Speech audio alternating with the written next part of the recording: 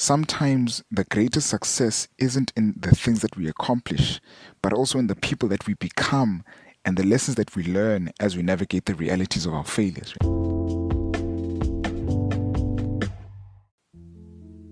Welcome to the Architecting Through Life podcast, where we dig into principles for building ourselves up as individuals while navigating the realities of this thing called life. The podcast is dedicated to young adults and anyone with the deep hunger to grow in their journey of being all that they were created to be. My name is Simon Gubeni, and with each episode I'll be discussing thoughts and insights drawn from life, from the Bible, from unique experiences, as well as from other great minds and mentors. Thanks for joining me on this journey, and I do hope that you'll enjoy today's episode.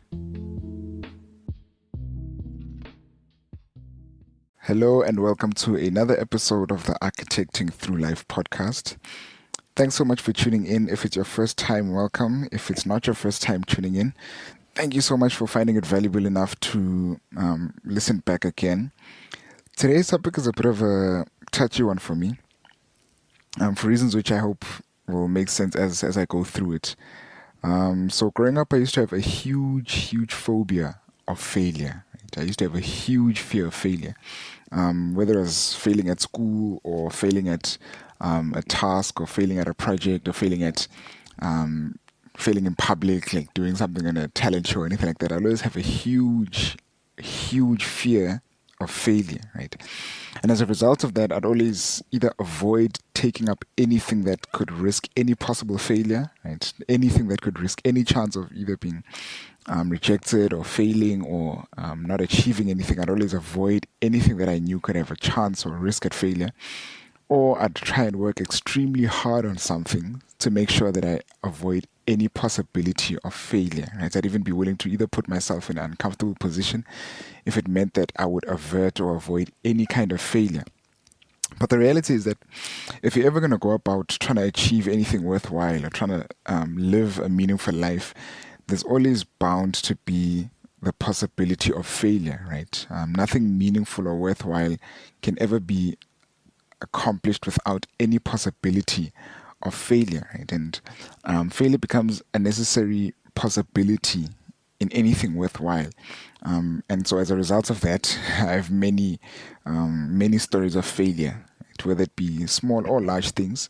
I can tell of stories where I failed my driver's license test about 6 times and I got it on the 7th, right? Or failing when before applying to university, I'd applied to about 6 different universities or institutions before getting rejected by all of them. Right? But the idea is that there's always the possibility of failure when it comes to pursuing anything worthwhile. And so as a result of that, we're all familiar with failure, right? And like when you wanted to achieve something but weren't successful at doing so, or when you tried to set out to accomplish something meaningful or something that you wanted to get and weren't successful, right? We're all familiar with the experience of failure, right? But I want to maybe look at why it is that we fail, right? How are the things that eventually cause us as human beings to fail? And maybe that can give us a clue as to how we can either deal with failure or navigate the reality of failure when it comes, right? And I want to look at a few. The first is that failure happens because as human beings, we are finite, right? We have inherent limitations. And because of our limitations, the things that we tend to try and set out to achieve don't always go the way we want to because of the fact that there's an infinity of possibilities around us. And when our limitations as human beings come up against the many different things that could happen in a scenario, there's bound to be the chance of failure, right? Because we are finite, we're limited. And we're limited both in our understanding and in our abilities of things. So we're limited in our understandings in the sense that one may try to achieve something but not understand the full extent of everything that would be required to get it, right? And so our limited understanding can result in failure, right? Or limitation in understanding what might be on the other side of a chance or a risk that we take. And so not understanding the full extent of things, right? Because our understanding is finite, it's not infinite. There's always the possibility or the chance of failure. And also our inabilities, right? The fact that our human capacity is so much. Our human strength can only go so far. I think of people who try to run a marathon, for example, who try to run 90 kilometers, right, 2 oceans. A person's human limitations can at times come through in that situation, and as a result, they can fail, right? And so, because of our limitations of understanding and ability, failure becomes a huge possibility in every meaningful thing that we try to undertake. And the third reason, or the second side, or the other side of why we sometimes fail, is also because of what we otherwise call disobedience, right? The fact that not following principles or laws which would otherwise ensure success, whether or not we know them, right? Whether or not we know what those principles or laws are. So going against what may be a necessary principle or necessary step or necessary law results in our failures, right? Not knowing or going against, for example, a specific law, or not studying for a test, for example, is obviously the law of cause and effect will play its part there. That if I don't study for an exam, if I go against the principle that's necessary for it, failure is bound to be on the other side of that, right? So when we make choices or decisions which go contrary to what we know is right, at times then that results in the inevitable result of failure, right? But that last part just is to highlight that not all failures are moral, right? One can be a good person in general, morally speaking, but still face the possibility of failure, right? Because of the fact of their limitations, the fact that we don't understand all things and we don't have all power, but you can still have good intentions and still have the experience of failure, right? So failure can result of both our limitations, our finite nature, and also because of our going against what is necessarily right in order to achieve that thing that we're trying to set out for, right? So just to think about the fact that sometimes failure isn't always a moral thing, and it's important to consider that because one can look at their failures and think that their failure is a result of the fact that they are a bad person, right? Or that they are an immoral person. But not all our failures are moral failures. In fact, most of our failures tend to be a consequence of our immediate inabilities or limitations, right? But the consequences are always there. That whatever failure that it is that we face, we will always have consequences, right? Whether it's inherent or internal consequences of discouragement, disappointment, giving up on things, or even the tangible consequences, right? Like if you fail on something that has material consequences, those consequences will inevitably be felt despite how good one's intentions may have been, right? Like if you're trying to apply for a job that you really want to get, and because of your finite limitations, you're not getting it, there's still material consequences to that, right? So it doesn't matter whether or not a failure was as a result of our choices or as a result of our inabilities or limitations. Every failure that we face always has inevitable consequences, right? Most of which, or the most painful of which, are the internal things, how we feel about ourselves, what we think about ourselves when we go through the failure, right? Whether it's discouragement, whether it's doubt, whether it's a lost hope, right? Which can be the case, whether it's how we think about ourselves or the circumstances around us. Failures always bring with them consequences which are in most cases negative and disappointing. And so it's always a question to ask them to say, how do we get out of not only failure, but how do we get out of the consequences of our failures, right? If we can't get away from the possibility of failure, how do we deal with the negative effects that are experienced on account of what is sometimes inevitable failure, right? When it comes to the question of rising from failure, I tend to sometimes look at the Bible a lot, just because I think it puts a context to our limitations or to our failures, right? Firstly, in the sense of putting the context to our failures, right, in the fact of our finite nature, but also the second in offering us a perspective to look at our failures, right, a broader picture. To look at our failures, which can sometimes be a source of encouragement. Basically giving a perspective to our failures, which makes us see beyond the current experience of our failures. But I'll get into that. It may be helpful, though, to think about a few practical principles which I think I've found as lessons along the journey of the different failures I've experienced, right? The first is that we are not our failures. I think that's something that, yeah, becomes a huge burden when one goes through their failures, is to think that their failures are a reflection of who they are, right? To become your failures, based on the fact that what you've experienced as a failure sort of identifies, or you identify yourself with it, right? That this is my failure. So the first part of rising out of our failure is realizing that, look, what happened has happened and I am not that failure, right? And at times the reason why we associate ourselves with our failures comes from the habit that we have as human beings of associating ourselves with our accomplishments. And when one accustoms themselves to identifying themselves with all of the great things that they've done, when painful occurrences happen, especially failure, we then associate ourselves with our failures as well, and both are unproductive, right? It's unproductive to associate myself with my achievements or with your achievements, and it's equally as unproductive to associate myself with my failures, right? That you are not your failures, and that's the first part of realizing that we are not our failures, right? I am not my failures. You are not your failures. And the second is identifying and acknowledging exactly what caused the failure, right? Whether it was a limitation in my knowledge, whether it was a limitation in my abilities, whether it was a limitation in my willingness to obey those principles that ensure like success. It's always important in trying to rise out of failure to identify and acknowledge specifically what caused this failure. Was it that I didn't know? Was it that I was not capable? Was it that I refused to follow through with what I needed to do? So it's identifying and basically acknowledging that this was the exact cause of failure. And with that, identifying what would have been a better alternative, right? So if I failed in an exam because I studied too close to the date, a better alternative would have been to maybe give more time to studying or to study more efficiently, right? Just basically acknowledging what could I have done differently, right?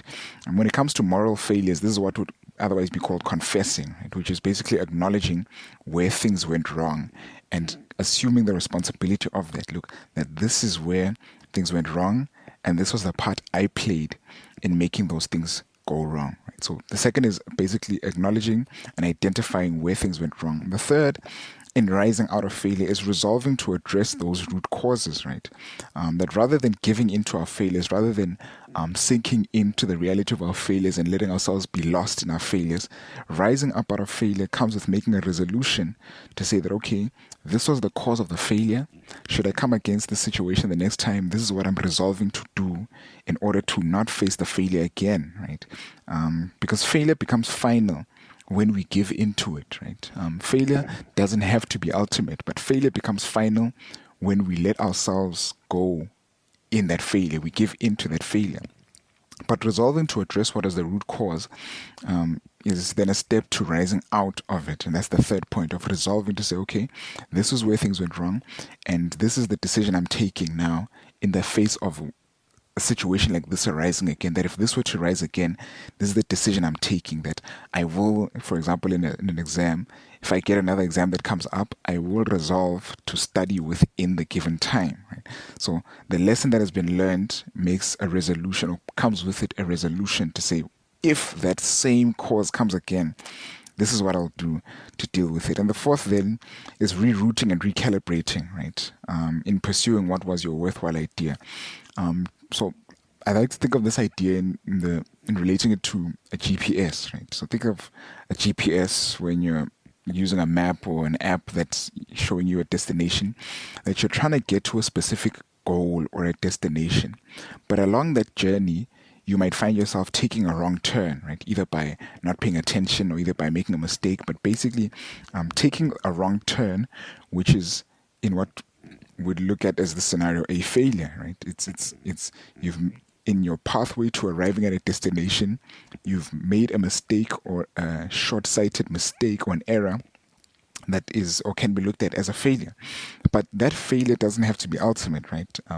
There's a change in direction doesn't always mean a change in destination, right? That if I'm on a journey towards a worthwhile ideal, whether it's to be a man of integrity, or whether it's to be a specific kind of career, whether it's to be a specific kind of role, if I'm on a path to a specific destination, the change in directions that happen because of either my failures or my inabilities or my limited understanding don't have to be a change in the destination. But as with the map, when you take a wrong turn, the map automatically reroutes because it realizes that, look, the change in destination or change in direction doesn't mean a change in destination, right? That, look, the worthwhile ideal is still there. Like, if the ultimate goal is still a good one, it's still important to keep pursuing it. But a change in direction doesn't mean a change in destination, right? So that's rerouting and recalibrating. The fifth then is trying again, right? Resolving to try again. So the first, said the earlier points was realizing that you're not your failures. Second was identifying and acknowledging where you went wrong. The third was resolving to address whatever was the cause of my failure. The fourth is rerouting and recalibrating. And the fifth then is basically making the attempts to try again, right? I recall when I failed my driver's license about 6-7 times, right? The number of perfection. It was discouraging if at like number 4, right? Because I'm like, look, I'm smarter than this, but yeah, the driver's license showed me that I have limitations, right? But I had to try again, right? Because of the fact that I needed this thing in order to make necessary moves in my life. And so trying again becomes a key part in rising from failure, right? There's a text in the book of Proverbs where the wise man Solomon writes in Proverbs 24 verse 16, where he says that the righteous fall 7 times but rise again, and the wicked stumble in times of calamity, right? It's the idea that what makes a good person isn't that they never face failure or stumbling or falling, but it's that even if they may fall 7 times, they will rise again. And that's the mark of a person who is what the Bible calls righteous, right? Earlier I mentioned that the Bible gives context and a bit of a big picture when it comes to the idea of failure. And basically it's in the fact that the Bible gives a picture of our limitations as humanity, right? It outlines the fact of our finitude, the fact that we as human beings are finite and limited, right? Because of the fact of our limitations. In the book of Job, it basically says something along the lines of, in Job chapter 14, it says, how frail is humanity and how short is life and full of trouble. That's Job, the book of Job, chapter 14, verse 1. It basically says the fact that as human beings, we are frail, and because of the frailties of our humanity, at times we face various troubles, right? So because of our limitations, our frailties, we face troubles, and it gives a context of where these frailties come from, with the nature of our fallen human natures and things of that sort. The second isn't giving a perspective of looking at our failures, which may be a source of encouragement in realizing that our failures are not an end in themselves, right? Our failures are not ultimate, right? It's like that New Testament text where the Apostle Paul writes in Romans chapter 8, where he says that all things work together for good to those who love God and are called according to his purpose, right? That's Romans 8:28.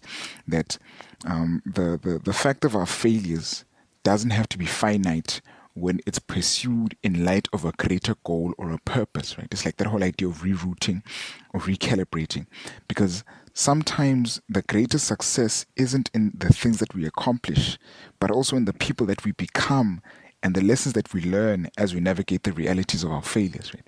So as we go through the process of trying to establish a meaningful and important goal, whether it's a building kind of career, whether it's building a kind of family, whether it's building a certain kind of thing, the thing that we become as individuals along that process sometimes becomes the greater achievement than actually the title or the milestone that we actually reach, right? I like to think of this in relation to the design process. As an architect, I'm always involved in the process of designing, that when it's trying to design something beautiful or something worthwhile or something meaningful or something that will be making an impact, the process of designing is layered with many mistakes along the way, right?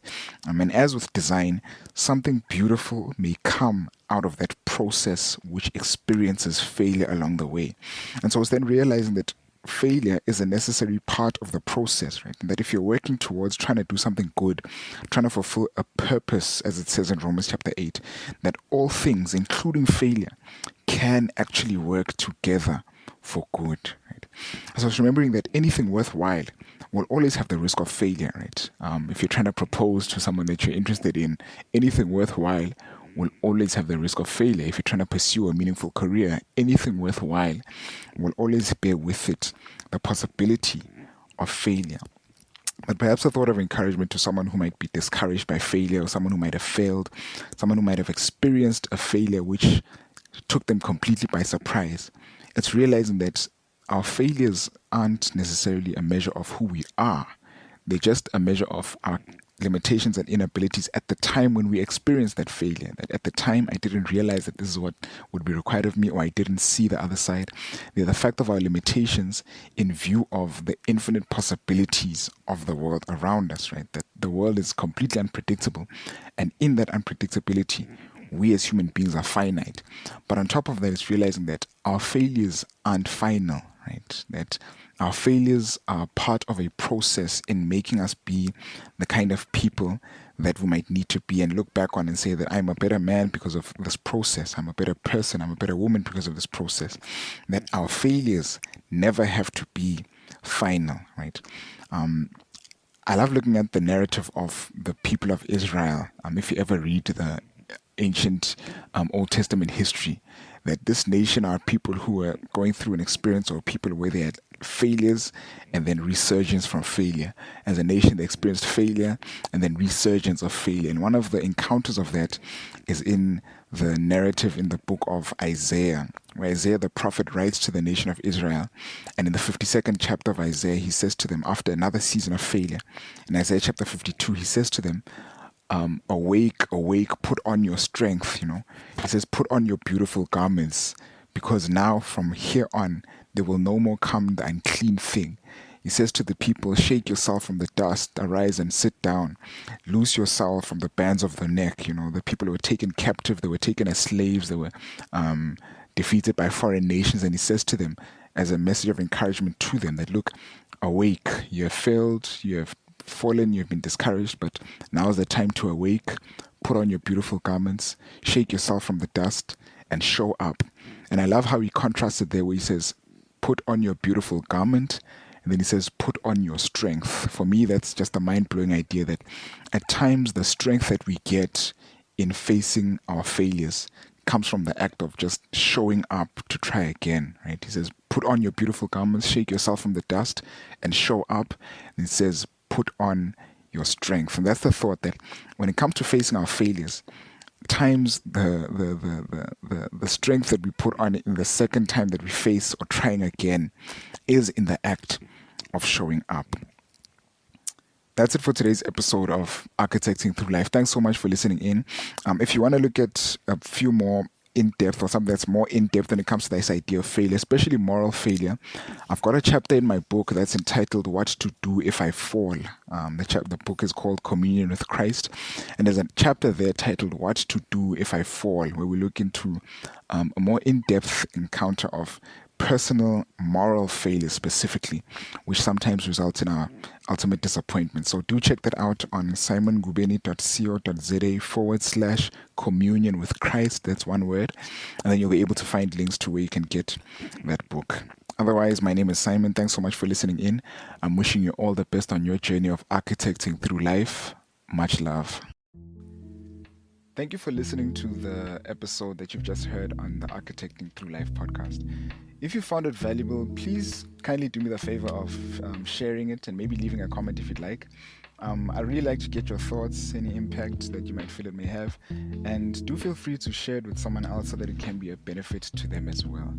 Thank you so much for your time, and do join us again on the next episode of the Architecting Through Life podcast.